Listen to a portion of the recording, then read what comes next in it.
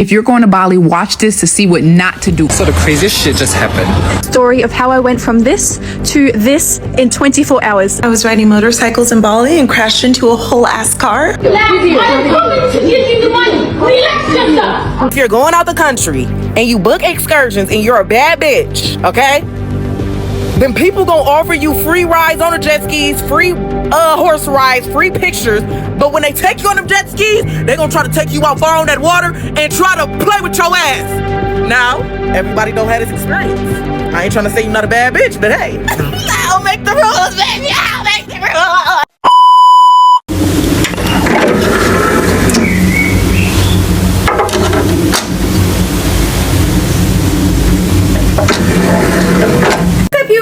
Welcome back to my channel. It's your girl Sandy and welcome back to another episode of The World is Ghetto. Yes, y'all, this is another episode. Welcome back, and today I'm taking y'all to the streets of Bali. And for those who don't know where Bali is, baby, it's in Indonesia, honey. Okay, for those who don't know, I'm always gonna keep doing this geography little lesson in there because yeah, just some people may never know. And yeah, it's knowledge. Ain't nothing wrong with knowing where the place is, god damn it. But anyway, the first video that you guys are actually gonna see, you may have seen it a couple of weeks or months ago actually, but we did not see the second part. This video I had it on, I think, clients from hell. Yeah, they were trying to run out of the salon without paying, and coming to find out it's in Bali, honey. Okay, so once I figured out it was in Bali, it was only right for me to put it in this video plus the follow-up, because we watched the first part. The second part, we never knew how much time they got, if they ever got caught, what happened after that video. Okay, so that's gonna be the first video you're going to see with the updates. What were those two women who went to the salon in Bali and wanted to escape without paying, what happened to them? And I feel like, yeah, why not? Just like all these other videos that I'll be putting out, if something has an update that we've never found out about, I'm always gonna include it. Just like, wait, y'all, a quick thought that I just remembered. Like, it's just like Onaija. I feel like we did Dubai story times from hell just the other day. No one has had anything from Onaija yet. And if y'all have had anything about Onaija, the girl who went to Pakistan doing her shenanigans, and then she went to Dubai, and after Dubai we haven't heard shit from her. Like the last video when I put out the Dubai vacations from hell, that's the last time we heard from Onaija. So yeah, PSA, y'all gotta write down, if y'all an investigator or something, if you were a private investigator, we need to know what happened to Onaija, because baby, it's something not right. That's besides the point, but let's take it back to Bali. So this video is actually going to help you guys have your experiences better in Bali. And like I said, we live and we learn, and sometimes we just don't wait until last minute to learn from your mistakes, because that might be the end of the mistake. You may not have to learn from it like that. You may be gone, you know what I'm saying? So yeah, without further ado, you know I talk too much, but it don't matter because it's my channel and I gotta cover all the details anyway. So with that being said, y'all, I want to say this: please make sure you subscribe to the channel. It's a free way you can actually help the channel grow. Liking, commenting, sharing, all those stuff help with the engagement, help with the algorithm. Make sure you watch the ads. Those are also ways that we get paid, so don't skip them ads. Like if you got a little 2 seconds, you run into the bathroom and stuff, honey, just let it run a little quick, you know what I'm saying? Encourage us to get that money on, you know what I'm saying? So without further ado, let's get right into this video. I'm coming to give you the money. Relax yourself. Understand? Okay. I know exactly what you're asking.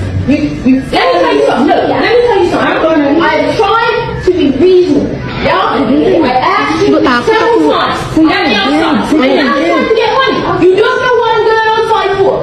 Why were you trying to hold me hostage? Did I get any service? British and an American woman are facing years in a Bali jail after they had a row with staff in a salon. The women are, however, claiming they were held hostage when they tried to go to a cash machine to fetch money to pay. The manager of the nail studio, however, is saying that the two women refused to pay. The duo were arrested when they tried to leave Bali and board a plane for Thailand.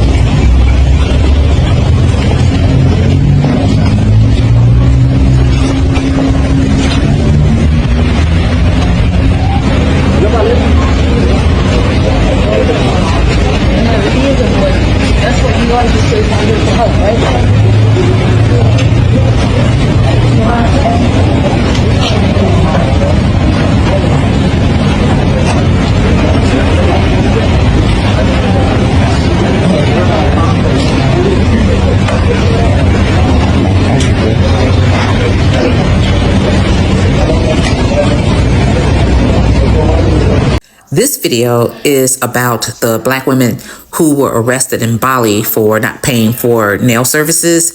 And one of them was very aggressive toward one of the nail techs there.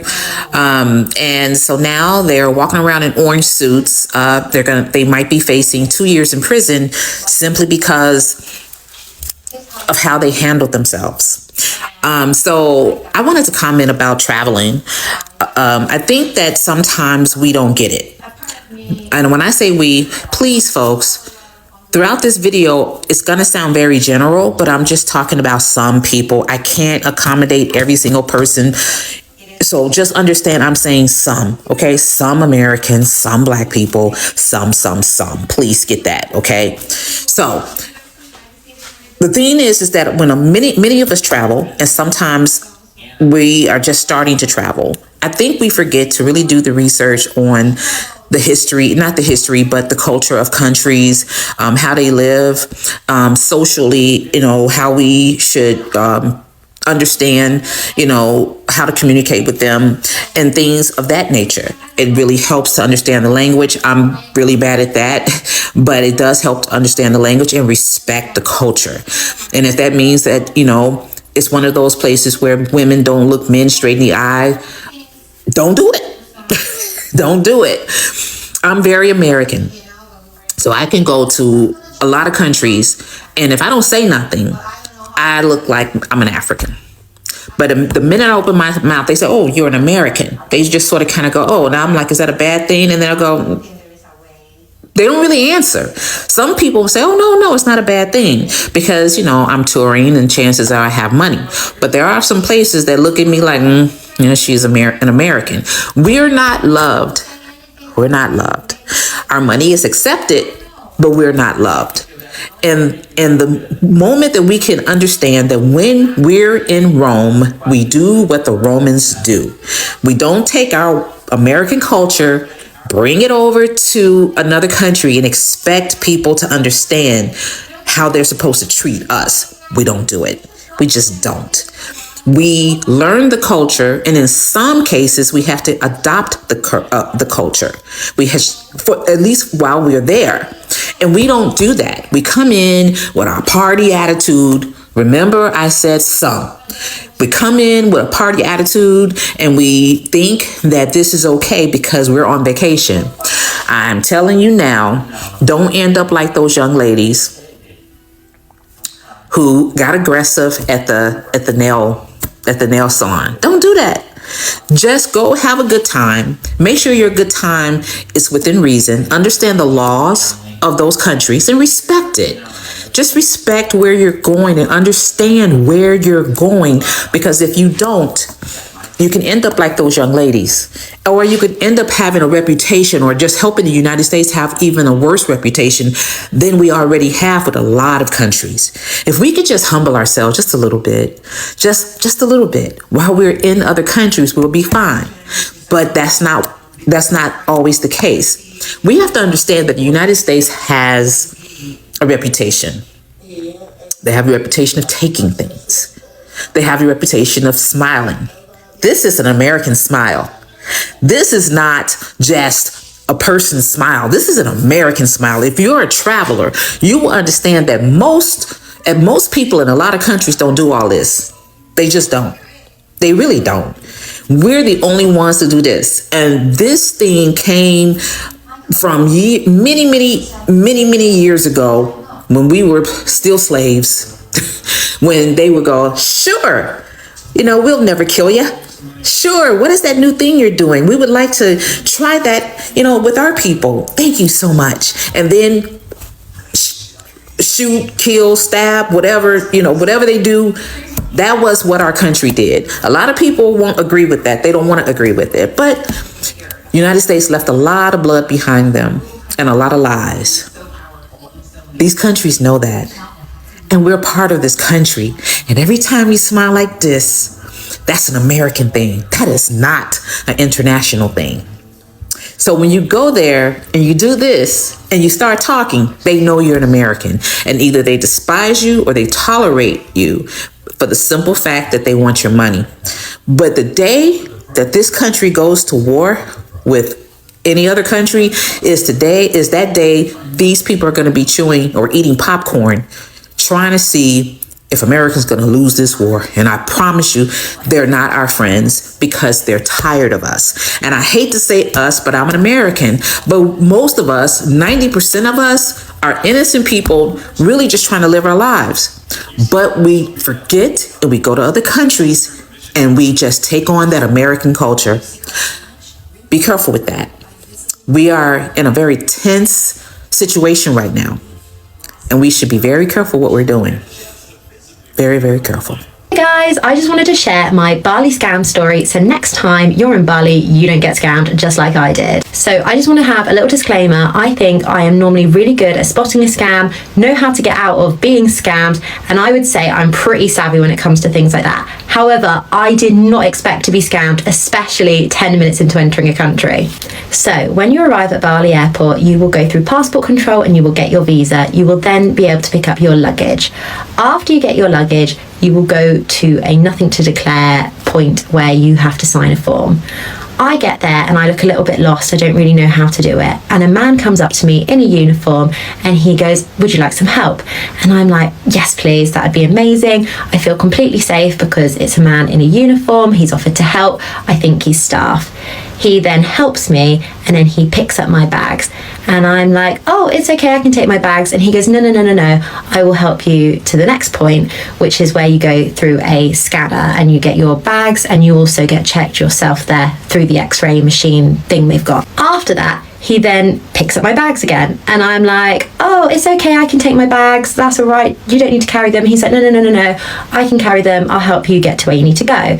And I'm like, "Oh, you really don't have to do that, but thank you so much." I just think he's being really nice and being really generous and I'm grateful for it. He then goes, "Do you need to stop at the bank? Do you need to get money out? Do you need a SIM card?" And I'm like, no, I've got my money already. I've also got a SIM card, so I don't need to stop here. Thank you. He goes, "Great, I will take you to your transportation." He then doesn't take me to my transportation. He takes me round the corner from my transportation. He then goes, "I don't get paid for this. I get no money. You need to give me money now." To which I respond kind of nervously, and I don't know why I said it. I was like, "I don't have any money." And he goes, "Well, you told me you had money earlier." And I felt like I'd been caught out there. Thanks. He then starts to get rude to me and becomes a bit malicious. To which I respond after being jet lagged, having no sleep and being totally confused about the situation, just hand him over some money. He is then not happy with how much money I have handed over to him. However, I'm really, really lucky. My transportation was just around the corner and I got a phone call from the person who was like, "Where are you?" And I kind of was just able to get out of it really, really quickly. So lesson is, kids, if anyone's really nice to you in Bali airport, they probably just want to get some money off you. I've just been rejected on my flight to Bali and I'm currently stranded in the middle of Sydney airport. No idea what to do or where to go, and I literally just got told that if they'd let me into Bali, the military and the security in the airport would have put me into a cell. Basically, there was a tiny bit of water damage at the bottom of my passport. I didn't even notice it. I travel all the time and it's never been mentioned to me before, but apparently Bali airport are really, really strict and they are known for putting people into a cell if they don't like your passport. Obviously, I'm really upset. Like, I'm literally gutted. I've just been sat here crying for the last 10-15 minutes, but I'm just gonna tell myself that everything happens for a reason and I wasn't meant to get on that flight today. But yeah, I guess if you guys are heading to Bali, just make sure you triple check your passport that there is no damage, no marks, no water or anything on your passport, because they won't let you in, and if they do, you will end up in a Bali cell. This is the story of how I went from this to this in 24 hours, and I've never felt that ill in my life. So it happened in Bali. Okay, we are in Bali and I'm not going back to Bali for a long time, I'll tell you that right now. So during the night I woke up with severe stomach pain. I was on the toilet all night. Okay, I'll spare you the details. I was on the toilet all night. So we went to breakfast. I was feeling a little bit sick, but I thought I'll get a charcoal bowl. Also, Glenn was showing me photos of food and I couldn't handle it. toilet, okay? I could not see that right now. I thought I would get a charcoal bowl because it helps with food poisoning, apparently. I also got 2 drinks. I got a coffee and I got a London fog, which is like a, I don't know what it is. It's like a London fog, okay? That's all I can tell you. And Glenn got this, which is very cool. It looks like alcohol, but it was just coffee with orange in it. It was very good. Then my charcoal bowl came. I already couldn't look at Glenn's food. I felt very bad, but I had a little bit of my charcoal bowl. I barely ate any of it, to be honest, because it made me feel too sick. And because it's so hot and I couldn't do anything, we went straight to a massage place because we thought, okay, you know what? This is harmless. You just lay there. Let's just have a massage and I'll feel better. By the way, a 90-minute massage in Bali is $10, sometimes $15. It's so cheap. It's insane. And I got a little foot massage. Glenn got his feet done. It was all good. And then I started absolutely, in German you would say, ich bin abgekackt, okay? Ich bin wirklich abgekackt. I just started feeling worse and worse. The only thing I could eat was this sugar cookie. It was the only thing I could keep down. It was a cookie. It was delicious, firstly. It was really gooey and ooey. It was really good. It was yummy. And from this moment forward, the last 4 days were a blur, okay? The last thing I remember is Glenn cleaned my necklace for me because he felt bad, and then the doctor was already there. The doctor had to come put an IV drip in me and put medicine in me because firstly, I couldn't sleep. I hadn't slept in the whole day at this point. I couldn't stay off the toilet. The only way I could function was laying in the shower with hot water blasting onto my stomach with a wet towel on me and a pillow. Look, this was me, my little half-eaten apple, all the medication that the doctor gave me. I was so sick that I couldn't even vlog. I was taking photos for you guys. I lost 4 kilos in 4 days. 4 kilos in 4 days. I didn't sleep for 4 days. I didn't eat for 4 days. All I had was this little tea and like 1 or 2 crackers, but then I had to go to the toilet straight away. So what we did is we flew home early, and I'm so happy that we did. I was able to lay at home in my own bed on my own toilet, okay, with my cats. I'm so happy. Also, this is what I ate. My mama made me this. It's so yummy. It was just this most simple potato food ever, but it was the first thing I'd eaten in 4 days. And I came home to my cucumber being done in the garden, which I'm very happy about. And now this photo was taken just then, okay? I feel better. It's been 5 days, and we're actually on our way to Las Vegas right now, okay? We're about to board. I'm very excited. Everybody's here. We got all our snacks. It's going to be a fun week, and I'm so excited to show you everything. That is Bali Belly. And anybody that has been to Bali and not had Bali Belly, how? And I'll tell you, it is.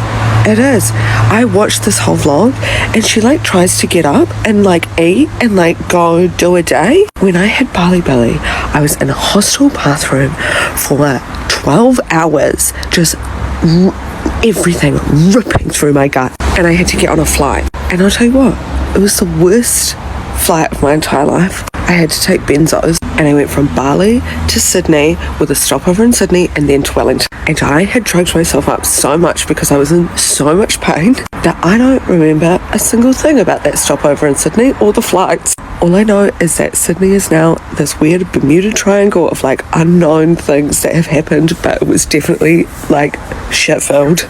Watch me almost Karen out in Bali. So it all started, we went to this beach club, which we thought would be on the beach, but it turns out was just a pool. We made reservations for 2 sunbeds, but then we spent 15 minutes arguing with the management about where we should sit, because instead of giving us the sunbeds that we reserved, they were trying to seat us out here on these leather hot-ass sofas in the sun. I was already really irritated with that, but they settled down, let us have our seats that we reserved, and it was supposed to be all good vibes from there. I asked for another umbrella because there was still quite a bit of sun on one side of the bed, but they said they did not have any more, so we just tried to deal with it. Then more drama started when another couple, I'll let you guess what color they were, sat down next to us and asked the staff to move the umbrella closer to them, which he immediately started doing, and then I was like, y'all are not colonizing the umbrella. We went back and forth a bit, and then I just suggested that if he was uncomfortable, he go sit somewhere else, which he did. But then lo and behold, a few minutes later, another umbrella mysteriously appeared. Even though when I asked for one, I was told there were no more left in stock. Of course, I was livid, but I was also starving and hungry, so I decided to just eat my food and keep it moving. If you're going to Bali, watch this to see what not to do on your first day. So definitely do not book a full day's excursion 6 hours after you land and having nowhere to sleep the first night. Like I said in my last video, I linked with some people from the Black in Bali group. We planned a tour to Nusa Penida together since we were all solo travelers. They were all so dope. The driver did pick us all up from our hotels and drove us to the dock. There, he gave us instructions on how to get on the boat and who to look for once we get to Nusa Penida. The speedboat was about 45 minutes, and when we got there, the guy for the tour was standing right there when we got off the boat. But y'all, I had to pee, and it was another 30 to 45 minute ride to our first stop. So I had to pay 5,000 rupees to pee in this. Oh, please don't be pissed. Our first stop was at Broken Beach. We got there around 9 a.m. and it wasn't too many people. The guy showed us around and he took our pictures, and I have to admit mine came out great, especially the videos, because look what I got in the background. And I know y'all gonna ask as this series progresses, who took the pics? Baby. The guys in Bali are master photographers and videographers. You're never going to have to worry about your content there. I will say I didn't like how he kept touching me when I was so close to the cliff. I know he meant well and just was trying to guide me to pose right, but I'm a jumpy person and I was just too close to the edge. Y'all know I recently kind of dealt with the problems with my knee, and I just started working back out about a month before I got here. And I'm so happy I did. And this was the exact reason why. I knew Nusa Penida would be a lot of walking uphill and downhill, and I was prepared. Kinda, because I was motherfucking tired. Our second stop was the viral place, Kalinking Beach. I hope I'm saying that right. And it's really an Instagram versus reality moment, because this was my video. But yeah, this is how it looks once we got there, which was around 11 a.m. I will say we did not wait long for our pictures. Despite how this looks, our guide knew how to work his way through the crowd. We got our pics and dips because this was entirely too much. I said if I ever come back rested and with a better knee, I'll take the hike down because it does look like a cool thing to do. After the second stop, we were starving. The tour did include lunch, and I finally got my first Balinese meal. The funniest part of lunch was one of the girls was from Australia telling us about how American portion sizes and food are so large. And I ended up ordering 2 entrees for lunch because the one portion that they gave us just wasn't enough for me. I had the mee goreng and the nasi goreng, which was the first of many gorengs I would have this trip. After lunch, we stopped at Crystal Bay Beach, where we finally got to actually stop and chill and experience the beach. But not me though, because me forgot her swimsuit. Remember, this is what not to do. Bring a swimsuit everywhere. You never know. It was a really nice beach though. I saw some divers come out the water and everybody looked like they was just having a great time. On our way out, we wanted to wash the sand off our feet and shoes, and they charged me $5,000 for that, which is about 33 cents. I wasn't mad at them. Get your money. This was gang, y'all, and we headed back after that. After a very long first 18 hours in Indonesia, I was finally able to check into my villa. And y'all, I love this villa so much. Y'all don't understand. It was everything. This is the villa I was at in my first video I posted in Bali about me checking into my dream villa. Y'all don't understand. As a solo traveler, I could not have asked for a better place to stay. I was so happy they had room service because I did not have the energy to go out and search for food. And look what it was. More mee goreng. Y'all gonna see that a lot this series as I ate it every day I was there. Now, after watching this video, if you made it this far, you think the day was over. Nah, baby, we on vacation and it was Friday. I took a 2-hour nap and made the long journey from Ubud to Canggu because it was a party. The reception manager lady saw me walking out around 10 p.m. She was like, "You sure you don't want to rest?" The party was hosted at the Playroom in Canggu from some people from the Black in Bali group. Y'all was telling me y'all scared of traveling alone because y'all don't want to be lonely. But baby, especially in Bali, it is not hard to find your people. I met up with another girl from the group and 2 of the girls from the Nusa Penida tour. And y'all, we was lit. Somebody invited us to their section, bought us some champagne, and we had a blast. I left at 2 a.m. because I was wiped and made my way back to Ubud. And that was my first day. Day 2 of Bali. Woke up, Claudia, Luke and Will all had Bali Belly, which was just lovely for day 2. So we organised for an IV drip to come to the villa, which was good. They felt a little bit better, but not 100%. So we just had like a really chill morning by the pool, hanging out. And then the girls and I went and got ready to go get some massages. It was really nice. We had a Balinese massage. This was us just going into the little spa.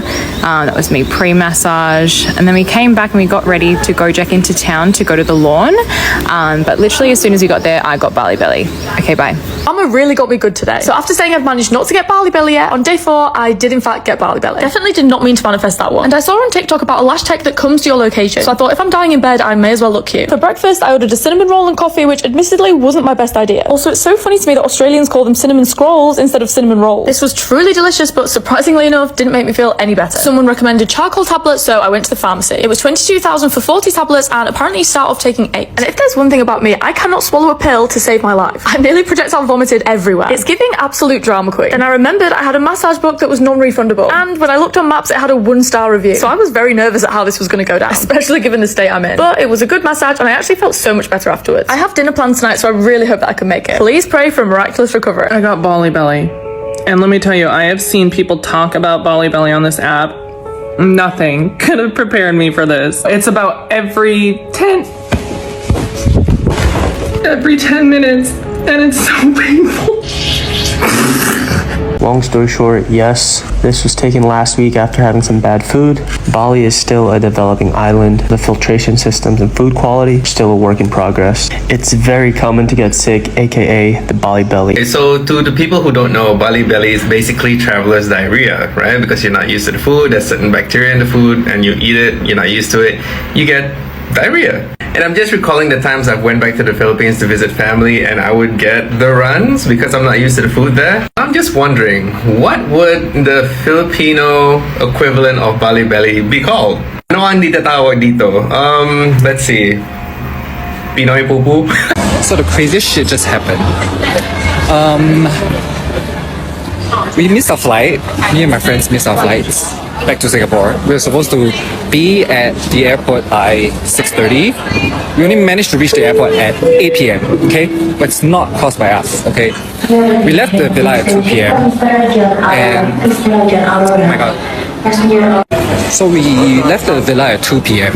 and we only managed to reach the airport by 8 p.m.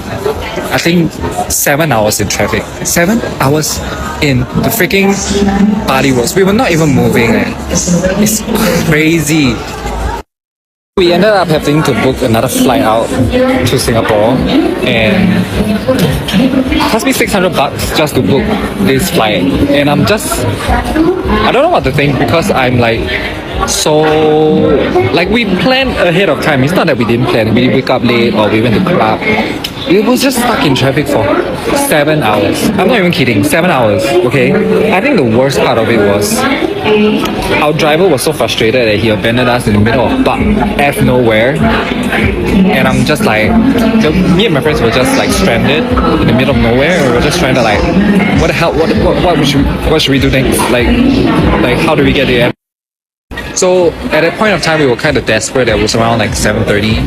And me and my friend were already like, oh, we have to be back to Singapore by the next day, so we can't afford to stay one more day. So we booked a flight out, like the next flight out. But my friends, oh, it's boarding time. Okay, so basically the plan was, because he already abandoned us, right? And then we went on to book, like we decided to just, you know what, let's part ways here and let's try to make it to the airport.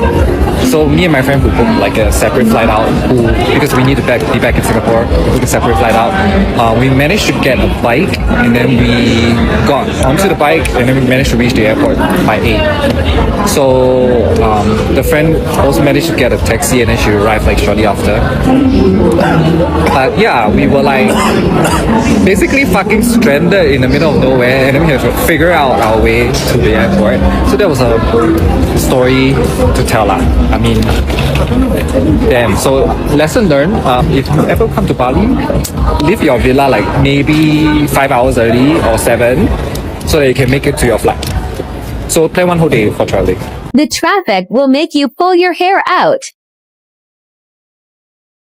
The rain will decide if you have plans or not. Bali Belly will have you in the bathroom going crazy. A warning to you all if you're going to Bali. I went there about 2 months ago and I'm still having stomach issues to this day, and so are my friends. I'm in Greece right now and I'm going to the doctors because it's getting really annoying. I tried to get to the doctors in the UK, couldn't get seen, and now I really want to know what's going on because it's started to affect my life. Okay, so just coming out the doctors and I've received a prescription, and it's also recommended to do some tests, but the place for the test is closed today. So we're trying to debate, do we do the antibiotics or do we do the test, because we're flying to Turkey tomorrow. But the consultation cost me €60 and we're just going to go pick up the prescription. Right, here we are, pharmacy sign. Let's see if they can make things better. Okay, that was quick and easy, literally in and out, got the prescription, and it actually cost me €3.85, so that's pretty good. And I've got to take one every 12 hours, so fingers crossed. Honestly, I feel like crying. This is the not so great side of traveling on your own, especially in Bali. I've just gotten to my accommodation. Whilst the photos were beautiful, next door is a construction site with no privacy. Stuff has fallen in the pool from the construction site. I've been here 10 minutes and this is going from 7:30 in the morning till 5 p.m. and I'm here in this villa to shoot video content, to talk on camera, and I can't do that. And I saved up. Oh God, this is so frustrating. I saved up to come here, and I have been staying in I'm a new business. I'm trying to just get by, show my new collection. And where I live in Brisbane is very loud and it's very dark. And there's this noise constantly, every day in the apartment I'm in. And there's no moving, there's no getting out of it. They put my rent up. So I have to pay, more money to stay in a place that I don't want to live. Because there's nowhere else to go in the housing crisis. Anyway, this probably sounds really pretentious, but I feel upset because I really wanted to come here and relax, and none of the reviews said something about a construction site literally next door. And now I'm gonna jump in the pool, and they keep looking over and watching me. Like, I've said hello, but this is not what I wanted, and I have to just suck it up. An Australian man who is fighting for life in Bali after being struck by a car while on a moped has issued an urgent plea after making a simple insurance mistake. Melbourne woman Bailey Scarlett said her best friend Benji Ward is lucky to be alive after he suffered a serious head injury and broke 4 bones, including the tibia and fibula of his right leg, which pierced the skin in the crash on Thursday morning. Mr. Ward also needed an urgent blood transfusion, which required doctors to scramble to find a donor as Bali hospitals don't have well-stocked blood banks. Ms. Scarlett said her friend has undergone 1 surgery but will need at least 1 more, and also has a metal halo splint drilled into his right leg, putting him in a wheelchair for at least 4 months. She said currently he's awaiting life-saving surgery, but before this can go ahead, he needs a blood transfusion. Unfortunately, in Bali, blood banks don't store blood, so we are desperately searching for blood donors. Ms. Scarlett has launched a GoFundMe to raise money to airlift Mr. Ward back to Australia, saying his travel insurance will not cover this type of accident. It's another warning for Aussies in Bali to ensure they add motorbike cover to their travel insurance plan, as mopeds are the main mode of travel on the holiday island. On Friday, Mr. Ward said from his hospital bed that his first surgery went well and stopped the bleeding in his head, but he will need a follow-up operation on his leg in 3 weeks. It is understood Benji was on a hired moped when he was involved in a hit and run. Ms. Scarlett said Bali police are currently looking for the driver. My first night in Bali consisted of me fighting for my life, pure survival mode. I touched down in Bali with a problem, homelessness, but it's okay because in my experience, hiccups in the beginning of a trip always make for a great rest of the trip. Getting through Indonesian customs is a breeze. Straight off the plane, if you didn't pre-purchase your visa, you can purchase one on arrival, and that was $33 US. Now, immigrations would have been a breeze as well if I didn't make the terrible decision to get in the wrong line with the agent that liked to talk. So yes, it took me an hour, but the people that was behind me in the visa line got out in 20 minutes. This is my driver, August. He will eventually become my right-hand man on my 6 days in Bali. But yeah, I touched down in Bali at 11 p.m. August 17th, not the 18th, which is what I had my villa booked for. By the time I left the airport, it was about 1 a.m. the 18th, which if you understand how hotels work, you understand how that was a problem. No sweat though. Before I took off from Dubai, I booked a cheap $27 a night villa on booking.com. Big mistake. My driver brought me there and the place was good as out of service. Cause these small family run places usually have 1 person working. So if you come after hours, you SOL. So it was 1 a.m. in Ubud, Bali, in the middle of their literal busiest month of the year. Bless my guy August's heart, cause he took me to 3 more hotels trying to find a room before we found one. And of course, on the 4th one, the most expensive one, they had a vacancy. Crazy thing about this whole ordeal, I met some people in the Black in Bali group and we had planned to go on an excursion at 5 a.m. that next morning. So I really just needed a place to sleep for 3 hours and hold my luggage while I was at my excursion. I ended up paying $120 at this hotel for that. But yeah, this was my first night, just few hours in Bali. So stay tuned for the rest. Is the crazy story about what happened to me last night at the massage parlor in Bali. So I went to get a massage for the first time, maybe the last time. So you could say I was really looking forward to this massage. So I went to get a massage at a place that was just on the street. It looked decent enough. Had a lovely manicure there the other day, so I'd been there before. The staff were beautiful. It looked fine. It wasn't like a dodgy place down an alleyway. It was it was fine. Now I need to describe the setup of the rooms at the massage place because this is going to be very important later on. They have a downstairs where you have manicures and stuff, and then they took me upstairs and there was basically like a long line of like booths, I guess, partitioned off with like a makeshift wall. They had like curtains on the front of each kind of room, but there was 2 beds in each room, but the curtains weren't like full curtains, like it was just a bit of fabric, and when you're walking past you can kind of like see into the massage room. It's kind of like what they have in Sydney, like it's semi-private but it's not a private room. So I was having my massage done, feeling very relaxed, everything was going fine, it was a great massage. Then I started hearing these sounds next to me that were a bit loud, unusual. Mind you, when I get a massage, I am completely silent. Like there is no feedback. I'm just silent. I'm just relaxing. I say yes or no if they ask me a question. I'm in the zone, okay? But I'm not so much in the zone that I would make noises. So anyway, I hear these sounds. It's basically like heavy breathing / moaning. Didn't really think anything of it. I just thought, must be a good massage. But then I heard the person say something that immediately piqued my interest, made my ears prick up. He said to the massage lady, well, he whispered it, but like I said, the wall was probably paper thin. He said, sorry, it's gone soft. And he sounded a bit stressed and like he was trying to whisper it, but I heard it. First of all, I was in shock because I was like, what the fuck? Like this is literally happening like pretty much next to me, like on the other side of this wall, probably like 30 centimeters away. And I was just like, what the fuck is happening? Then I started gaslighting myself and I was like, maybe he's talking about like the massage, like maybe he wants it softer, like maybe I misheard. So I completely gaslit myself and I'm like telling myself nothing's happening and I'm like, just ignore it, like whatever, block it out, continue relaxing. But then my initial suspicions were confirmed again because the sounds that followed after that, it was pretty obvious what was happening. Let's just say that. I'm not going to recreate the sounds because I think everyone knows the sounds I'm referring to, the sounds that go along with this kind of extracurricular activity. So anyway, I continue hearing the sounds that the masseuse, is that what they're called, are making, and the person receiving the massage were making, and it was just clearly obvious what was going on. And then it became awkward for me and my massage lady because it was like kind of so loud that it was like a mood kill for me anyway, because then I couldn't relax. It was just kind of awkward, like to know that this was happening literally like 30 centimeters away from me. And obviously I know that this happens in massage parlors, well, some massage parlors, but I think I was genuinely shocked that it was happening like next to me.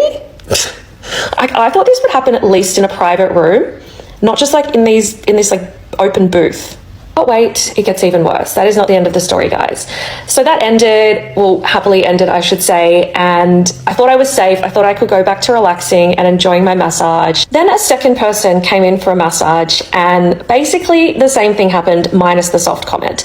By this point, I was really tuned into the sounds. I was really picking up what they were putting down. It's so hard because it's so quiet in there. Like any sound, you just automatically, you hear, you pick up on. There's not really much else to focus on. So this person walks in, same kind of sounds. Then I start hearing like cleaning up. So I'm literally like imagining everything that's going on, which is not ideal. Like this is not what I want to be thinking about when I'm having a freaking massage. It's just not ideal because when something juicy like this is happening right next to you, is juicy the right word? Actually, juicy is probably the perfect word. When something juicy like this is happening right next to you, it's very hard to like concentrate and ignore it. Like it was literally all I could hear, and I was just like, now that I know this, I can't like unhear it. Do you know what I mean? So anyway, more moaning, more heavy breathing, more sounds. Let's just say it sounded like he was having a very good massage, or should I say a very happy massage. So this process of people coming in and leaving and making sounds continues for the whole hour-long full body massage that I had. The whole time I was in there kind of freaking out because I was like, what if this is one of those places, and like what if my massage lady like thinks that I have come here for that, and at the end she does something. Like I literally just felt so uncomfortable the whole time. Thank God she didn't, but that was literally at the back of my mind the whole time. So I kind of like stiffened up and I was just like very uncomfortable. Then when I was leaving, there was 2 guys coming up together and they just looked a bit sus. Like they looked a little bit like shady and like embarrassed, and I could not even make eye contact with them after like knowing what was going on up there. I knew obviously why they were here, and I just could not even make eye contact with them because I was just like, oh my God, I know why you're here, and like this is just so awkward now. Then I started getting really paranoid because I was like, oh my God, what if they think that I came here for that, and they're like looking at me like, we know why you were here. For the record, I wasn't there for that. I did have a full body massage. Well, not a full body massage, an almost full body massage, and everything but full body massage. But then I got really like awkward and paranoid, and I was like, fuck, I hope people don't think I'm here for the full service. I just have so many questions, seriously. Have I just been oblivious my whole life to this? Like, is this normal? Am I the freak that has been living under some rock that didn't know this goes on? Or is this completely abnormal? If there's any guys on here, and I know there is, that get these types of massages, like I need to know how this works. Also, like, how do you order this? Is it on the menu? Actually, what, like, it wasn't on, because when I left, I was like, I'm just going to check the menu, like, to make sure, like, I didn't miss it or to see what it's called. There was nothing on the menu that even hinted, like, there was nothing. Do you have to ask for it? Or is it like, do you give like a look? Or is it like just assumed when men order a full body massage? Like, what do you say to order this?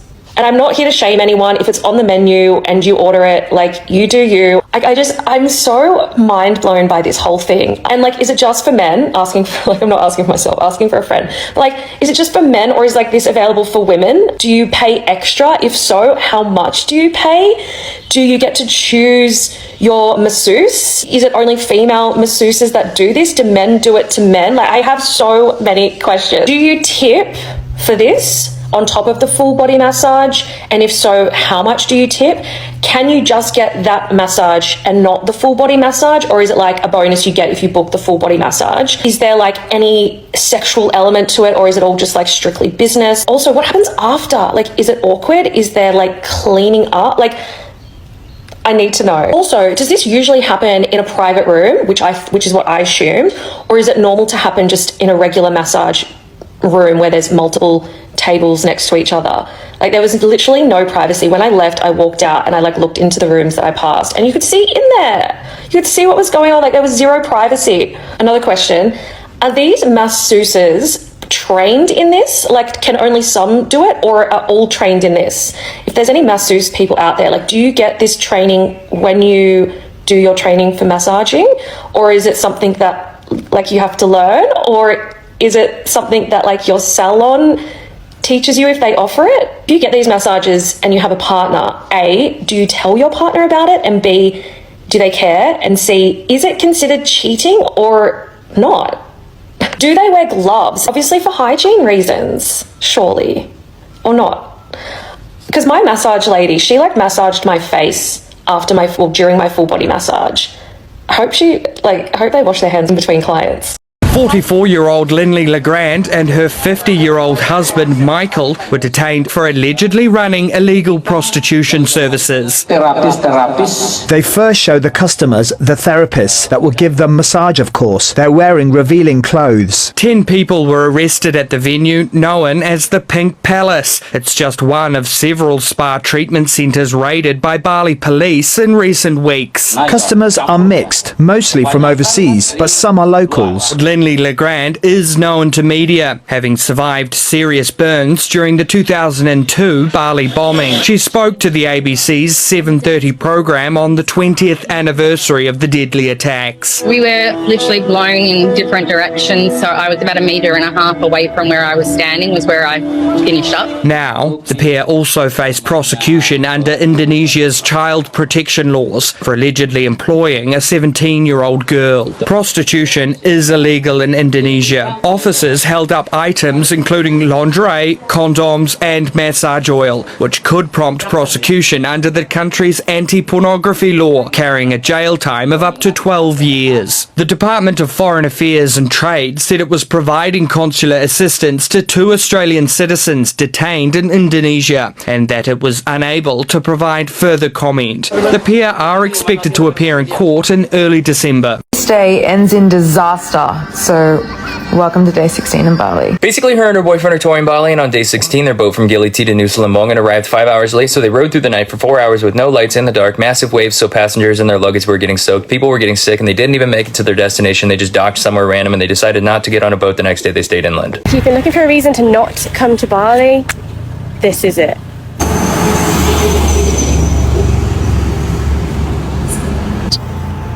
Everyone. What's up? Like here.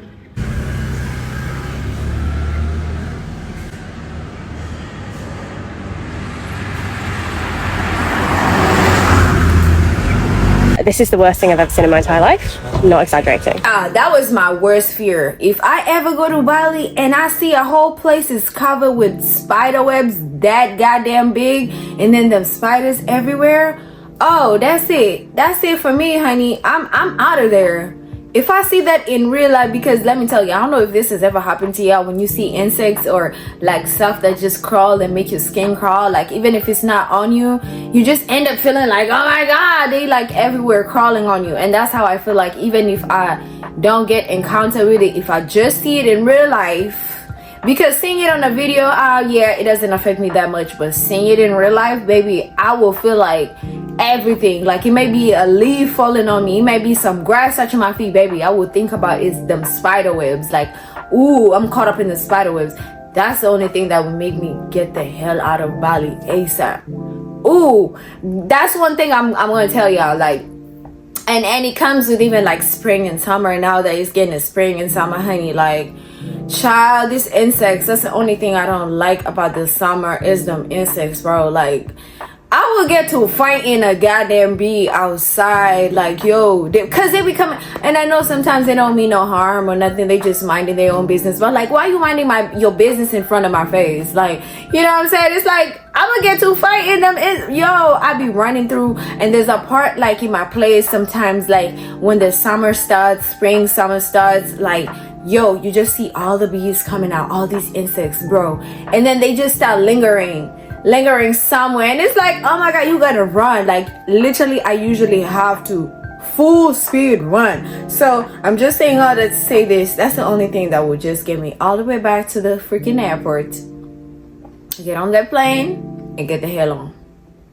Let's keep moving. I came to Bali to get a tattoo, right? And I've been dreaming to get this tattoo because I just don't get tattoos all the time. I get one like every few months, and it's supposed to say angel energy, and that one just says energy angel. Tattoo, okay? No risk, no story. If you look closely, no risk, no story. What's going on here, boys? Oh no, oh no. So I'm currently here now, I'm in Bali and I'm getting a tattoo right now. Say what's up.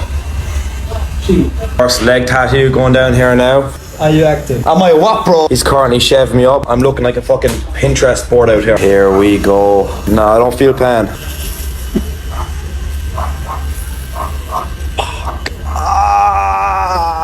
Fuck. That's sore. Yes, sir, let's do it. Hurry up.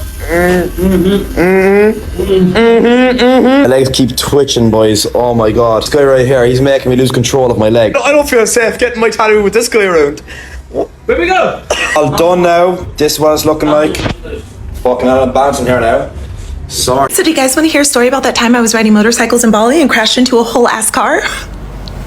Yeah. I don't know what it is, but I do not have a good track record with riding motorcycles of any kind, whether it's a real motorcycle or a motorcycle adjacent, like a Vespa. Like, it's just not me. I don't know what it is. But then I get to Southeast Asia, and every single time, without fail, I'm like, I can do it. I can do it, but the truth is I can't. I cannot do it. It should be noted that I was only on this bike for a whole 4 minutes and 22 seconds before I literally crash collided into a whole vehicle. Yes, okay, in my defense, like, I'm used to driving on one side of the road, and then, you know, we're driving on the opposite side of the road, but also, in not my defense, I'm not good at this. So the car came, and you know, they get real close out here. They get real close, and I just didn't turn fast enough. I didn't turn fast enough, and guess what that meant? That meant my body ran into a car. I know I am thrusted into the middle of the road, and I'm just laying there. Well, I did slightly pass out for a second, but I'm just laying there with everyone looking over me like, you okay? She okay? Oh my God, take your time, take your time. I have never been more terrified and embarrassed in my entire life. And for some reason, even though I was sprawled out into the middle of a road, all I kept thinking was, do I have all my teeth? Why I thought I lost them, I don't know. But they're here. So that's good.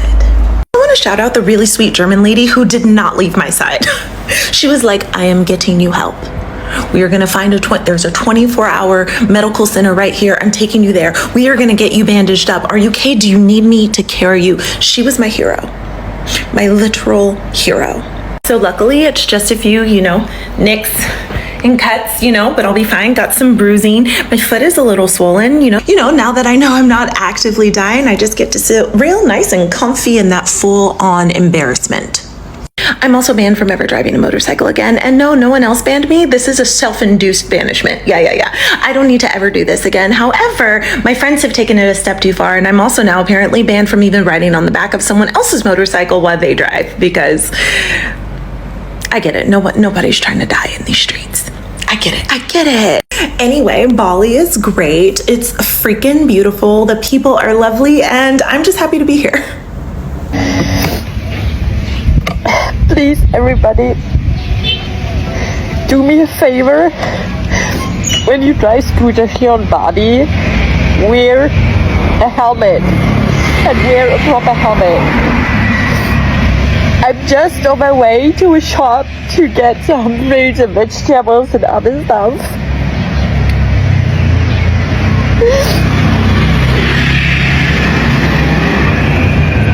And just a few meters behind me, there's a man on the street. He had an accident, a Balinese man, and he didn't wear a helmet. And his head is just exploded, really, like a watermelon.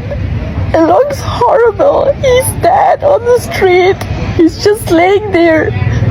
Hello. I don't even know how to start this. 1 week ago, I was in a surfing accident in Bali, Indonesia, where I had to get my first surgery. I broke my first bone and got my first stitches, all while on the other side of the world. But I'm going to tell you what happened because it's kind of a crazy story. First, I want to say thank you to everyone that sent me a message or commented or anything. I actually did not expect that many people to care and appreciate it. I'd never gone through anything like this before, so I didn't know what to expect. So thank you. So as you would have seen, I posted on Monday that I was in an accident. It was last Friday morning. It was my last full day in Bali. We were surfing, like taking a surf lesson, which is like a very normal thing, like lots of people do when they go to Bali. It's like one of the most recommended things. We were surfing for about an hour. When you're surfing, you wait in like the areas of calm. A massive wave came and like knocked a bunch of us off our boards. Normal, we get up, like I just kept getting rocked off the board, like it was just normal. And I saw this one wave that started coming. You know when you can like picture something that's about to happen to you before it happens? Like that was my experience. This massive wave comes and you can tell the white cap's about to crash on us. But the person in front of me had fallen off their board and not gotten back on. Basically their board, once the wave crashed, it was a free board, and that's like really dangerous. Aimed directly at me. You can't see, but I have a huge bruise on my arm. I might not remember, but I think my arm took some of the brunt of it, and then the fin caught my eye. Underneath this bad boy is like 8 stitches. I like was swollen, like almost shut. I'll insert some photos because it was like crazy. So after I felt the hit, I've actually had a lot of head injuries in my life from hockey, so I know what they feel like. When the board hit me, I didn't actually know it was my face that it hit me at first. So I went under the water, which is terrifying because I'm under this wave and like the current's pulling me. And I don't know how to explain it. I don't know if anyone's ever been in an accident where you feel like out of body a little bit. But I'm getting emotional talking about this. I didn't actually think I would. But I could like feel myself telling myself not to go unconscious. It was as if there was someone in my head saying, you've just had a head injury, do not go unconscious, you're in open water, do not go unconscious, just get to shore. Like I literally just kept saying, just get to shore, just get to shore, just get to shore. Able to pull myself up out of the water and pull myself onto the board, and then I heard someone else scream because I think they saw my face, and I don't know what it looked like because it was my face, but it was just like blood everywhere because my nose was bleeding, my eye was like bleeding, and then I just started screaming for help. My friend Alana just went into like fight or flight mode, and she pushed me all the way back into shore, and the waves are crazy, and like I'm getting like knocked off the board as I'm like in hysterics because I'm like feeling my face, there's just like blood everywhere. So I get to shore again. I've not got unconscious at all, which is shocking, and then all these people just started like rushing to help me, and then I just got rushed to a clinic. At this point we were convinced I just needed stitches. Like I think you're just coping whatever way you can and try not to be scared. I was like, oh, we can still make dinner plans. Like I truly had convinced myself I just needed stitches above my eye. That clinic told me they didn't feel comfortable stitching me up because they weren't plastic surgeons. So then I got put in an ambulance, first ambulance ride I've ever had, and we took an ambulance to Kuta, which is one of the bigger cities in Bali, and where they immediately took me in for a CT scan, but they just wanted to rule out any brain bleeds. My friend Alana stayed with me the whole time, and she's a nurse. You're gonna have to forgive me that this is a long story. The real shift happened for me being scared when surgery was put on the table for the first time. That doctor then said that she thinks she sees a break. She sees a lot of blood in my face. So we had to wait like 4 more hours or so. This is where I started to get really scared, and this is where I was in a bit more hysterics. It hit me how far away from home I was, how I was in another country. Like, I don't know the medical system here. And the plastic surgeon came and confirmed what the other doctor thought. I had a orbital fracture, which is right under my eye, one of the bones in your face that like keeps your eye socket in, essentially. It was called a blowout fracture. And then I didn't need surgery on the bone itself. We can just wait to see how it heals. But the thing that was the concerning part was you have like your nasal passageways, nasal cavity, whatever, and your right side was totally fine, but my left side was filled with blood, and you can very clearly see that on the CT. The issue with that is you can't fly with that because you know, like when you fly, you get congested in the air pressure. Like, it could be really bad. Like, if I had like just gotten stitched up at that last place and flown home, like something could have ruptured. Like, it actually could have been like a disaster. So I'm very grateful that that first doctor didn't like owned that he didn't feel comfortable with the stitches and sent me to a hospital and gave me a CT scan, because otherwise it could have been like really not just painful, but like dangerous for me to fly, and I could have gotten an infection in my whole face. But with that, it meant that they had to drain it, and the only way to drain it is through surgery. Atlanta was also texting doctors back here and confirmed that they all would have recommended the same things. Again, my first overnight stay in a hospital too. I got checked in hospital and I got my surgery at around midnight that night. I don't think I like really let on how terrified I was, but again, like if you've never been under anesthesia before, you don't really know like how your body's gonna react to it. But the surgery went off without a hitch. Basically how it worked was, and the reason my face is frozen is he cut under my mouth, like it went in through my mouth to go in to like drain everything, and then he did the stitches and everything while I was under. 20 stitches across here, and that's like the part that's probably the most painful. Today's the first day that my throat doesn't feel like I can't eat, like from being intubated. I've never been intubated before either, so a lot of firsts, all while on the other side of the planet. Everything was going really well. I was told I was a great patient. I was responding well to everything. The swelling started to go down almost immediately after the blood was drained. My nose wasn't bleeding anymore, which was great. That meant that like I was probably gonna be safe to fly. The doctor came at the end of the day and confirmed that he would deem me fit to fly home, and at that point we just wanted to get home as soon as possible. So my surgery was Friday night, and then Sunday night we flew home. I flew Bali to Dubai, and then I had like a 2-hour layover, and then flew Dubai direct to Toronto. So I had a 10-hour flight, then a 14-hour flight in the back row middle seat, but I didn't care. I just wanted to get home. And then once I got home, I immediately went to go to Toronto General just to make sure that they'd done everything correctly. I had full faith that they had. Like, honestly, the doctors at that hospital were amazing, but I just wanted a second opinions. Emerge just confirmed that everything was done correctly. I got referred to an ENT that's just going to keep an eye on everything. My glasses hurt my face sometimes. I'm going to make sure that nothing has like permanent damage, or that my eye continues to be fine, because I've had no vision issues so far, but they just want to make sure that it stays that way. Today I feel like the best that I felt in a week. It's like the after effects of surgery are more painful than the actual like issue that I had and what I went in for. That's the long story long. I'm just taking things very easy right now. I'm thankful my work has been amazing, but going back to work, thankful for my friends. I just did not even second guess at one point ever. Like, they never were like, we're ever gonna leave you alone. I'm really grateful to them. And to anyone that sent such a nice message, I really appreciate it. I'll probably continue to post some of the content because it was still an absolutely incredible trip, and I really adored Bali. Like, I would go back. Like, it was such an amazing time. It was just a freak accident that happened to me. Yeah, I'm okay. I think I'm more so dealing with the after effects now of like, now I'm settling into realizing how terrified I was the whole time, and it's just kind of now just like, now that I'm home and safe. Buy travel insurance. It's very important. It's my number one piece of advice. Yeah, I'll just keep you posted. As you can probably tell from this video, I'm still a little bit out of it, but getting better day by day. I just had Bali Belly for the 7th fucking time, and yesterday had to have been the fucking worst out of all of the times. And my rule of thumb is like not to eat. I only eat at Western restaurants. So if it's not Western, American, I don't eat any seafood. I try not to eat like any vegetables again, unless it's like at a Western restaurant, because I've been sick eating like at local ones. And yesterday I ordered food like via Uber Eats. There are Uber Eats over here, Gojek, and it smelled fine. And it wasn't until like 2 or 3 hours later that it was coming out of fucking both ends. So like, rule of thumb, eat at Western restaurants to be safe. Take probiotics before you get here. I'm always taking a fucking probiotic, but it is what it is. Make sure you bring like charcoal tablets as well if you're coming to Bali.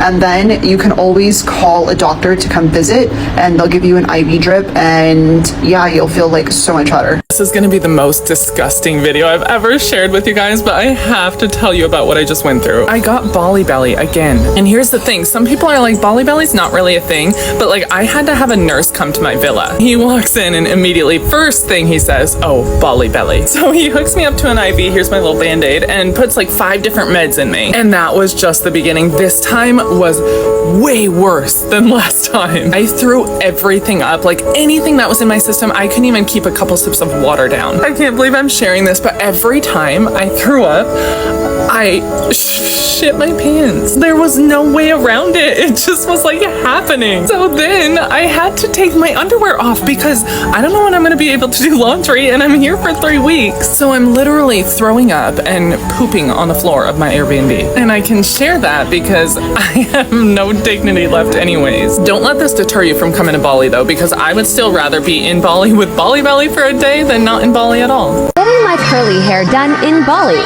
She's blow drying my curly hair. OMG, I can't believe I paid for this. Never again. This is 5 ways you could avoid getting Bali Belly. I recently spent just under 2 months in Bali and I never got Bali Belly. That's why in this video, I'm going to be sharing all the tips and tricks that I use to prevent myself from getting ill. Number 1, never come in contact with the water. And by this, I mean, don't brush your teeth with the water, just get bottled water and use that instead. I know it sounds excessive, but just do it. And don't swallow the water in the shower. Definitely don't do that. Number 2, I never hear anyone mention this, but I genuinely think it's what saved us. When you're deciding where to go for food, always look at the reviews, and if there's any mention of Bali Belly or even food poisoning, just don't go there and go somewhere else instead.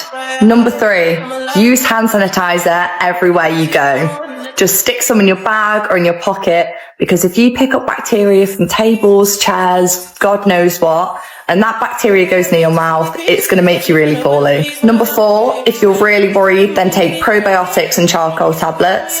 Take probiotics before and during the trip. Basically, they'll just acclimatize your stomach to any bacteria. And then charcoal tablets are really useful because they absorb any toxic substances in your stomach. And number 5, avoid any fresh food on the first few days of your trip. By that, I mean fruits and vegetables. That's because these foods will usually be washed in the water that comes from the tap, and your stomach will need a few days just to get used to the new bacteria. Fresh food definitely is not the enemy though. I was eating fruits and salad the entire time I was in Bali and I was absolutely fine. Just give your stomach some time to adjust first. So enjoy your trip to Bali and fingers crossed you don't get Bali Belly. Alright child, that's it for this video. If you've learned something like I did, like I literally learned a lot from this video, which I feel like I still will go to Bali and be okay. Like just to sum it up, it's like, for me, I know the Bali Belly thing is a big thing. I've seen a whole bunch of Bali Belly stuff, but also a whole bunch of Bali Belly solutions. So like the charcoal tablets, like using bottled water, not eating all these types of foods, So I already learned about that, because the bacteria, just like in other countries, the bacteria, we're not used to that. It's different in other countries. So that's valid. Another thing I learned is about your passport. Like that girl, almost like she was almost detained, put in a cell because she had a little water on her passport. Make sure your documents are all right, dry and ready to be read, and don't look like it's counterfeit or this and that and the third. Another thing is I learned not booking the excursions in the same day. Another thing is I learned if you're leaving the villa or you're leaving your Bali that same day, like you gotta literally, and you have a flight, you gotta leave hours early to get to the airport. Or another solution that will work with people like this is, or even in Bali, if someone in Bali got like villas close to the airport, they gonna be winning. If they have something close by, like not right next to the airport, like I'm talking about like 10 minutes to the airport, 20 minutes to the airport, that could be good. Like finding villas closer to the airport would be another solution, you know what I'm saying? That way, even if you go far out for excursions and you know you're still laying your head to the next to the villa, and if you gotta leave out last minute, and you know the airport is just there, even if it's 10 minutes, like even however much traffic it could be, you'd be able to still make it. Like damn near I would get out with my bags and like, girl, did you see that traffic? Yeah, I would get my ass up out of there with my suitcases, because it's a 10 minute drive. Maybe it would be a 20 minute walk, but I would probably be running my ass down through the goddamn streets of Bali. But it's not safe, y'all. That's just my imagination. Don't do that. Do not do that. That's just my imagination. I wouldn't do that, trust me, not. So another thing I learned is basically, this is another one, traveler's insurance. Like you saw that other guy who got hit and had an accident, and his traveler's insurance could not cover that. So that's a big thing, y'all. We literally, sometimes insurance is a big thing, y'all. Like I've learned as a grown-up, insurance is such a big thing. Sometimes you're just like, nothing's gonna happen. You get there, something happens. So it's better you're safe than sorry. So make sure you have that traveler's insurance. That's a big thing that has also taught me, like, yo, that's something we gotta get, because all ends have to be tightened up, because we don't want nothing to happen. If anything happens, you're in the better side of the stick. You feel me? Like you can, you know what I'm saying? Like that guy, his insurance cannot cover whatever happened. So it's like, yo, get the maximum, get the premium if you have to, because you never know what could happen, and that could save your life and save you the extra headache. Because you know, even you could be sick. If you're falling asleep sick, or you get into an accident, you will feel way better knowing that you have traveler's insurance that covered everything. Like I'm talking about everything, like full. You just tell them, I got the premium, the highest of the highest. That's what I got. You feel me? You will feel much better, at least that way, other than being in an accident and then being told, oh my God, your insurance can't even cover that motherfucker. And now you're like, damn, am I gonna fucking die in this country, or what the hell gonna happen? So that's just some things that I've learned, honestly, and I feel like that's actually good. I love this series. I'm not gonna cap. I've been learning a lot. So yes, y'all, thank you so much for all my supporters, all y'all who have been watching my videos all the way down to the end. I've been looking at y'all comments, talking about how y'all been listening to these videos while cooking, cleaning, even working your hour shifts. Like, it literally motivates me, because I be doing the same, because I want to catch the tea, and as I'm cleaning, organizing, I just listening, and I'm like, ooh, that happened. I just be giving my little 2 cents in the middle of me watching. I'll be watching sometimes. It's something like, if it's something like that anyway, y'all. But yes, y'all, so without further ado, I was gonna say this. Yeah, this week also, if you haven't followed my vlogging channel, I am dropping a couple of vlogs this week, y'all. I'll be dropping entertainment on this channel. If you haven't joined my vlogging channel, for those who want to hang out with me, want to see what I'll be doing in Atlanta. I'm an entrepreneur. My life is going to be like pretty interesting, because I have a whole bunch of stuff lined up. So if you want to hang out with Sandy, you know, other than having to watch the compilations, if you have some free time and you want to get to know more of me and experience a day with me and see what's up, then make sure you subscribe to Slash by Sandy Live, honey. Subscribe to Slash by Sandy Live. That's where the excitement goes down when we don't, you know, when I'm not dropping on this channel. Make sure you can catch me on the other channel, so you still stay tuned to my life. You feel me? So with that being said, make sure you subscribe. It's free to subscribe to the channel and motivate me and enhance the channel, grow the channel, enhance the algorithm, all those nice things. Like, comment, subscribe, honey, all those good things. And without further ado, I hope y'all stay blessed, and I will see y'all in the next one. Bye.